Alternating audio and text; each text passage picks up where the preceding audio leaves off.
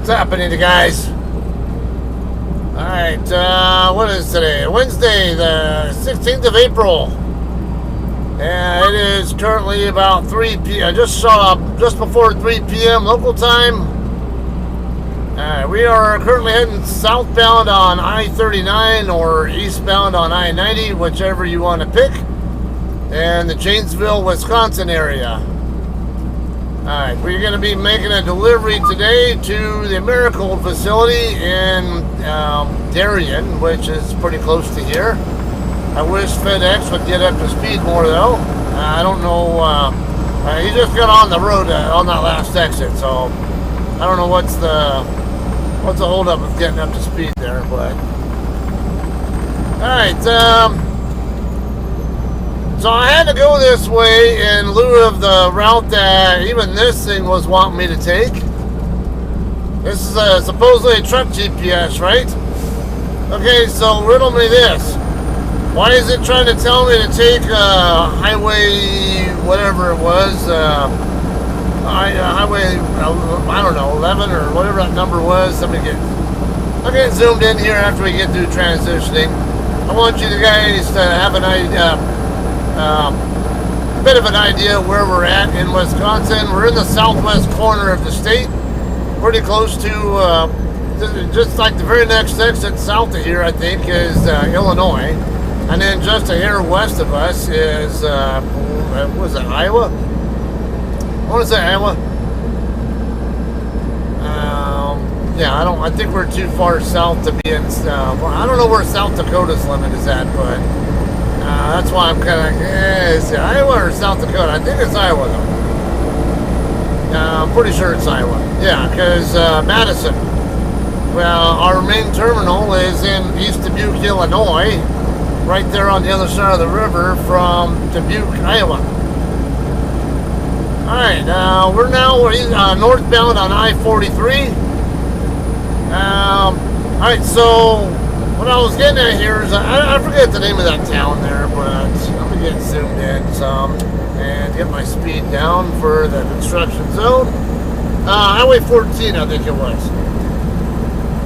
Now, or no, I don't think it was 14. I think it was that road that goes through Tiffany. I think it was a state highway or something that it was wanting me to. It was exit 175. That's all I can remember. I thought it was a state highway. I don't recall it being Highway 14, but no, you know what? It might have been 14, US 14. Problem was, this thing wanted me to get off at 175.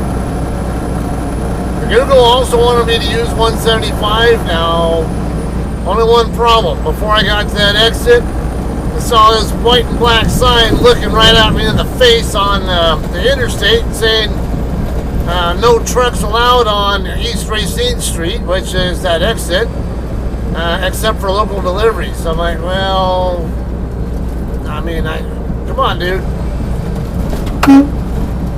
Dude, you better speed up. I'm not fucking waiting on you. You better get your fucking ass moving, dude. You're not gonna fiddle fart around with me. I'll fucking run your ass into the barrels. I don't care. And into that dead raccoon, too. Alright.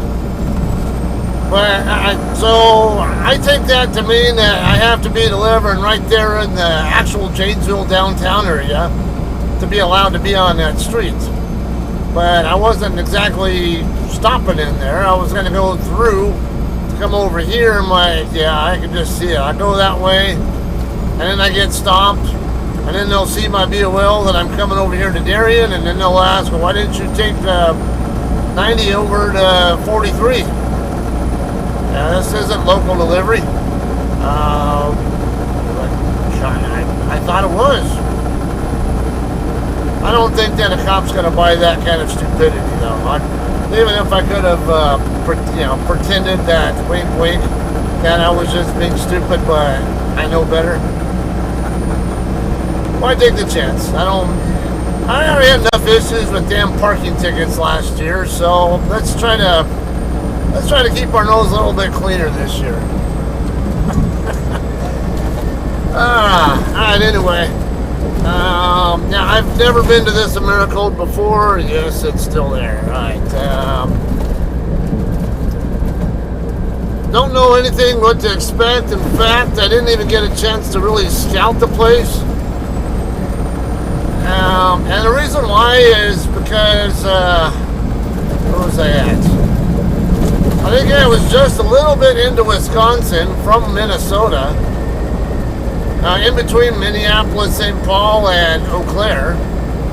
Now my original plan, I was originally set to deliver this load tomorrow at noon. And then I was going to just bed down over here in Janesville at probably the Loves or something. And figured I'd deliver this load and then head over to pick up my next load, which we'll talk about later. And then keep rolling. But, yeah, and then my dispatcher threw me a curveball. Not really a bad curveball, but at the same time, this is one of the issues that you run into in trucking.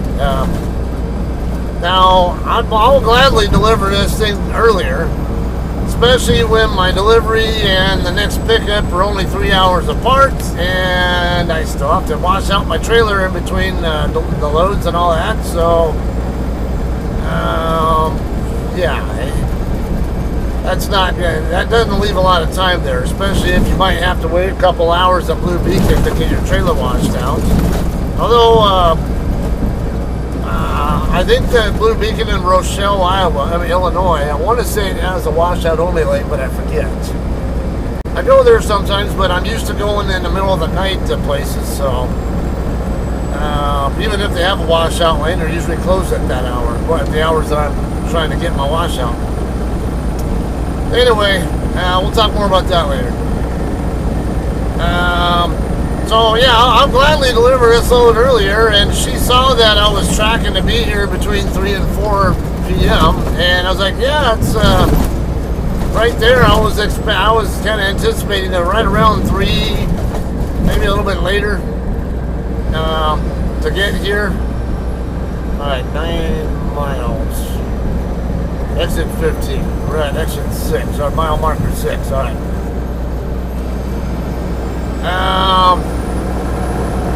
Anyway.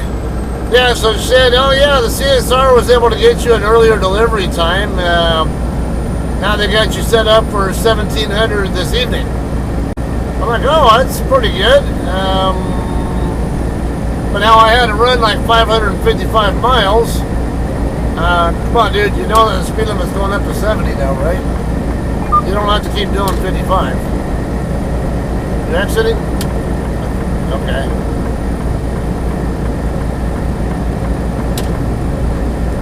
Jackass!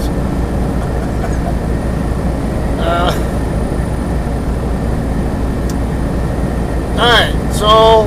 I was already in the middle of driving over this way. And like I said, in Wisconsin already, and somewhere in between St. Paul and Eau Claire by the time I got this call.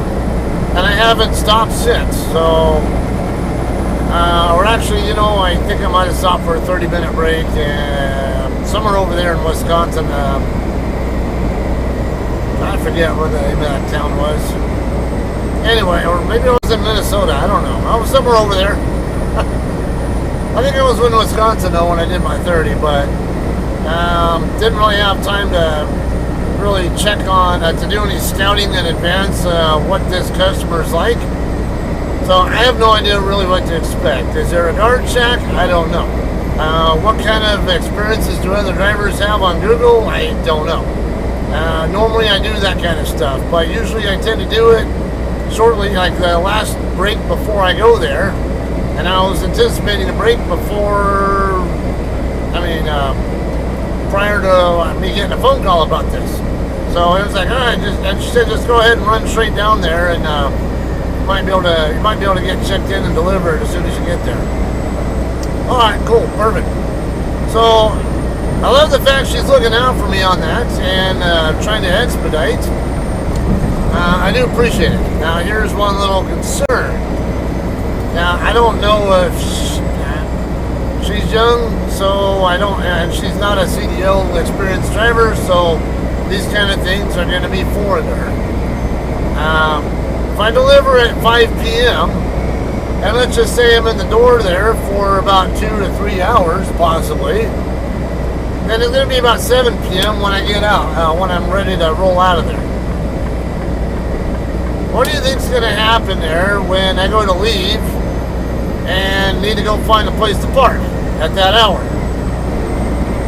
Yeah, and now I got a little concerned because, then I get, you always see on social media where people always talk about I can't find parking because the truck stops are all full or whatever, and you get these fucking idiot super truckers always want to run their stupid ignorant mouths saying, well, you should have trip planned better. Alright, well, it doesn't matter. You can trip plan as well as you possibly can and still have some curveball like this screw everything up and even make the best trip plan go to shit. Now, I'm not faulting her on that. I don't have a problem at all with it. For reasons of setting up between this delivery and my next pickup, I actually appreciate that because now there's not going to be so much shit. I don't know. I can't get to my receiver on time, my pickup on time now. There's no stress at all about that, but there is stress about when I leave here tonight, by whatever time it's going to be. Where do I go, and how likely am I to find parking wherever I end up? I got a little over 2 hours left of drive time, 2:18 right now of drive time, so I don't know. Is that going to be enough to get me to my next customer? And am I going to have to makeshift park or whatever? Am I going to have to buy reserve parking or anything along that line? I have no idea, but I don't know, or maybe I can park overnight here, possibly, but I'd rather get a little bit closer to the shipper first. But I don't know. In fact, I'd rather go ahead and get my trailer washed out tonight as well. But again, you got the petrol right there in Rochelle. I'm planning on washing out over at the Blue Beacon there in Rochelle. But there's going to be parking available for me by the time I get done with all that. Or can I even reach Rochelle? I don't know. I haven't taken a look yet to see what... Because I'm not super familiar with the distances here. I'm familiar with the area. Just not familiar with the distances. Anyway, let's move on to another thing here. So last time I remember doing something specifically in this area here was actually a load that I acquired from my partner in crime, Scotty D67.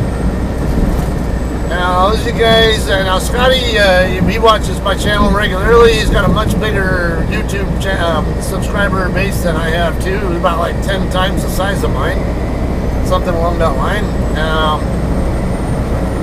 Alright, well, when he was still driving for JCT, there was a point in time where we talked about meeting up. I can't remember where he was coming from. I don't remember if he was coming from Washington or somewhere else.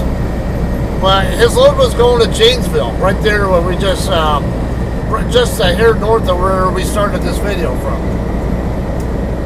My load, I think I can't remember, but I might have picked it up in California. Yeah, I'm pretty sure I was probably a Prino cheese load or something.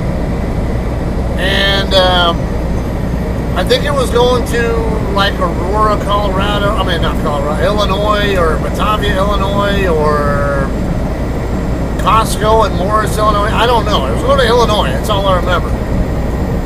Well, all right. So Scotty and I got together and kind of made plans. That, hey, let's meet up in Council Bluffs, hang out for a bit.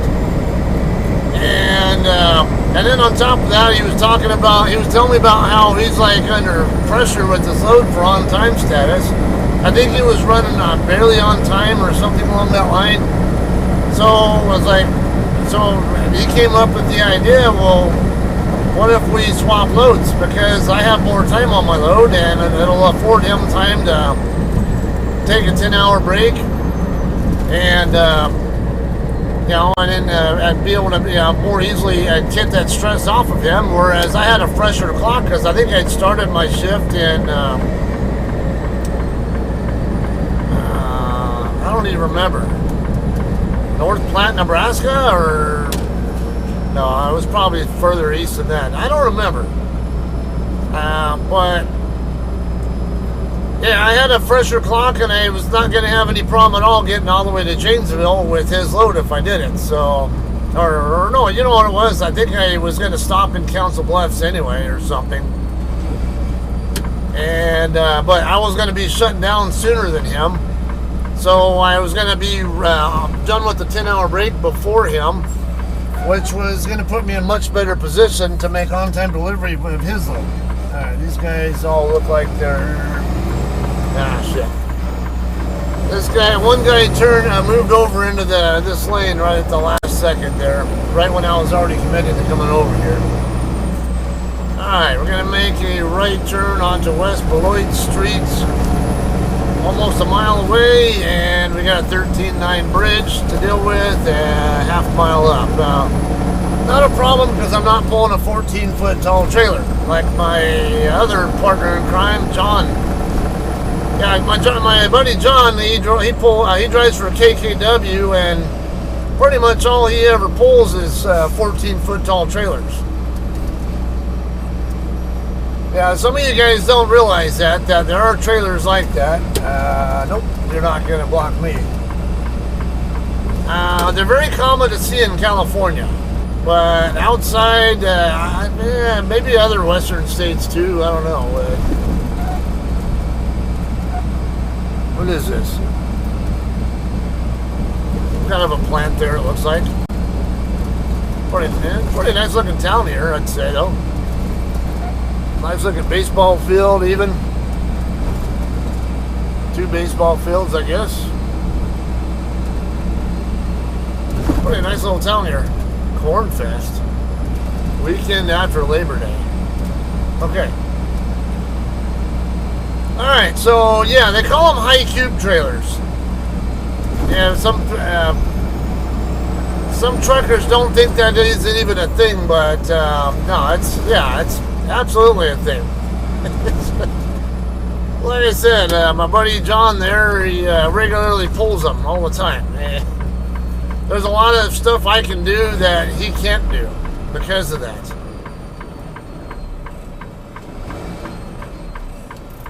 Alright, let's see. We gotta make sure we're clear. Yeah, I'm gonna need this other lane, so gotta make sure there's nobody coming. Yeah, we're good.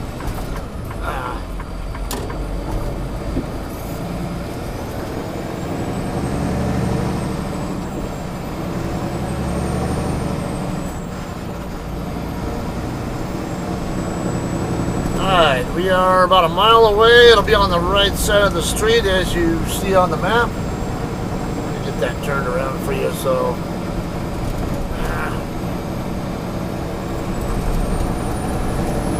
doesn't exactly look like a road that a truck should really be on, does it? But I mean, there's a truck right there. My onboard, it's supposedly a truck route GPS.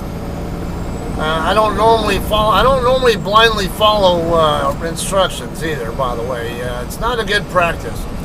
It's best to see which way it's trying to tell you to go, and then double check that the route that it's trying, even if it's a truck route. Like I said, they're in Janesville and wanted me to take East Rochelle Street or Racine Street, whatever that street's called, only to find out it's not even a truck legal road unless you're local. Okay, I see a driveway up ahead that I'm gonna guess where that SUV or a crossover or whatever just came across from. Somewhere down that way might be where my turn is at.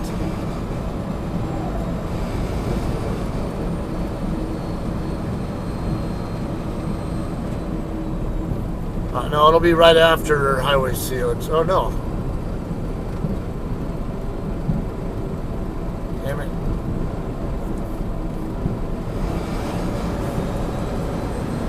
I don't want to...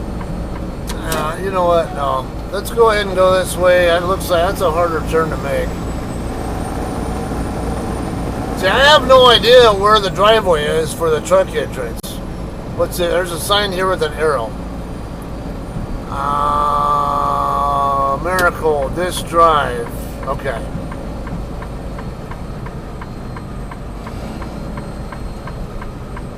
Ah, yeah, looks like we're good here.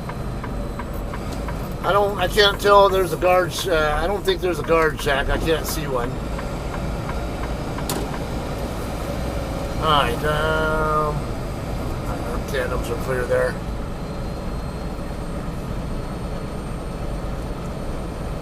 All drivers must check in at the shipping receiving office prior to loading and unloading. Okay. So we'll just back into one of these shipping receiving between doors 5 and 6. This is really handy here. I love that. There's no, it takes the, if you just read the signs, it takes the guesswork completely out of where the hell to go. There's a very clear sign even over here saying shipping receiving. So, Americold and Darien, you guys are doing some stuff right already by my book. There are some places where I mean, they have signs up, but they're hard to read, or especially like when I show up at night, like I just did in Henderson, Colorado recently. I vlogged that one, and shit. Yeah, let's go for that other spot back there on the right, on the left. I got there at night. They have signs up, but the first sign I can't see because until I'm already about to go overshoot it, because there's a what was it, a drop trailer or a trucking trailer, whatever it was, and a dock door in front of it, and I had to already be past the front end of that, whatever it was, to even see the sign at all. And then there was another sign that it was just too dark to read. I had no idea. Okay, so before I started backing up, you saw some cars possibly parked over there near these trailers that are dropped in the dock doors. Right there is where doors 5 and 6 are at. That's where I'm going to check in at. Well, guys, finally getting the dock in now. It is about 9:36 in the morning the next day after I got here. I'm sliding tandems right now. Already got my doors open. Come on.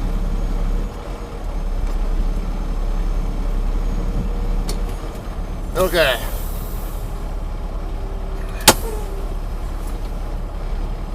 Alright, so I don't know what exactly caused all this delay. I know when I first checked in, whoever inside the warehouse said, let's wait on the shack driver to go by. Kind of sound like, we'll get him a dock door when we can, but it kind of sounded like, yeah, this is going to be a wait. Had no idea how long. I figured, yeah, sometime in the evening, later in the evening, I would get a door assignment, and nothing ever came. Get all the way up to like midnight, and like I'm finally getting tired and still not docked in, and I'm not even sure if they have a grave shift here, so it's like, yeah, I have a feeling I'm not going to get touched until the morning. So I go to sleep, wake up, and then of course, now, mind you, the longer I sit here, the more detention pay I collect. So, and I don't have to be anywhere until 15:30 this afternoon, and that's only 60 miles from here. So, you tell me, why do I need what's my incentive to try to get out of here faster? Am I going to sit here, or am I going to sit at the truck stop? At least here, there's pay involved, so I don't really care. It's yeah, I got a good friend who thinks it's disrespectful to drivers to do that. I'm like, you don't know that situation. Oops, I'm a little bit off there. It's not disrespect. You don't know what the story is there. It's like, you know, maybe it's there are a number of things that could be happening there. Could be manpower shortage, like, you know, maybe some people called in sick or something who were expected to be there and held them up, or, oops, I think I'm a little bit behind on chasing it. Can I get to it fast enough? Maybe.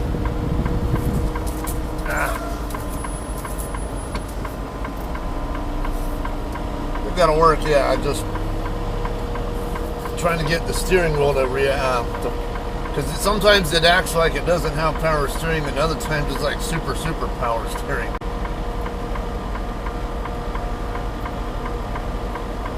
Okay, we are in the door now. Alright, okay, so continuing on that though, there are any number of reasons why there could be a holdup.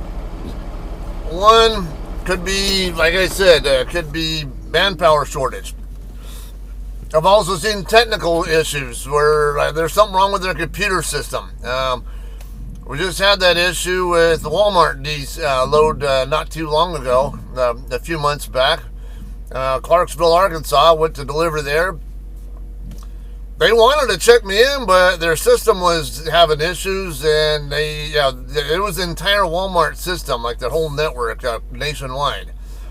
So they couldn't check us in the normal way, and I actually had to reschedule the delivery because of it. Not my fault, but I got the attention pad of it, so I was a happy camper with that part. Could be other stuff too.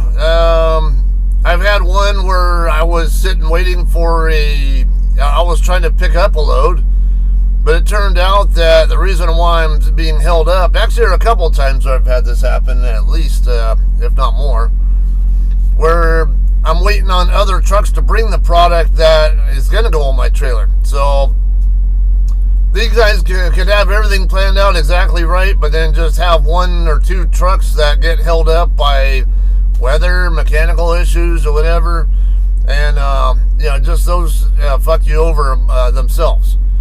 Yeah, and it's not the customer's fault. So don't get this idea that they're being disrespectful. Okay, it's shit happens sometimes. If you're not able to deal with it, then this ain't the kind of work for you. It's don't stress yourself out or find stupid shit to complain about. Like I said, $40 an hour for me to sit here on my ass making videos and stuff. Hell yeah, sign me up. I don't have a problem with that. But anyway, yeah, that's kind of a little bit of a gist of what goes on here with some of these customer delays. I'm gonna go ahead and we'll press on some more after we're done unloading here. Okay. Alright guys, we are done unloading here very quickly, barely even half an hour after I got docked in, and I'm already done. I need to slide my tandem still. I gotta double check the back of my trailers, that the inside of my trailer is still empty. Or it's actually empty, whatever, and I still got a log pre-trip time too before I leave here, so I'm going to go ahead and get out of the door, back into one of these spots so I can take care of all that kind of stuff. That's pretty much a wrap here otherwise. Alright, I got kind of alluded to the fact that I'll be picking up in Rochelle, 60... Shut up. It's 67 miles from my shipper. There's also a blue beacon right there in Rochelle that I can go to, so I can wash out my trailer there. And so I'll take care of all that there. And look like I'm a little bit off. I'll just go ahead and wrap this up here, right? There's enough chit chat there on this video already, anyway. So get this backing completed for you guys for your enjoyment. If you guys are into watching truck backings, and sue me if my windows are up. I don't know why, I just not too concerned about them right now, even though I'm kind of not following my own practice of preaching